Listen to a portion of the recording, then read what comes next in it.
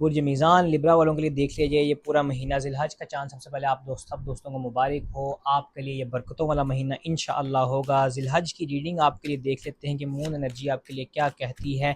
Libra वाले चूँकि अक्सर आपने फॉलो नहीं किया होता, इस वजह से आपको वीडियो अक्सर लेट मिलती है। ऑल्दो वीडियो टाइम पे अपलोड हो जाती है, तो कोशिश किया करें जैसे ही आपको वीडियो नज़र आए अकाउंट को फॉलो कर लें ताकि नेक्स्ट वीडियो आप तक पर वक्त पहुंच जाए। इस मंथ के अंदर देखा जाए तो इमोशनली आप बहुत ज़्यादा बैलेंस होते हुए नजर आते हैं। आपके इमोशंस से लोग बहुत ज़्यादा फ़ायदा उठाते हुए नजर आते हैं। इस मंथ के अंदर देखा जाए तो चीज़ें आपके लिए बेहतरी का पैगाम लाती हुई नजर आती हैं।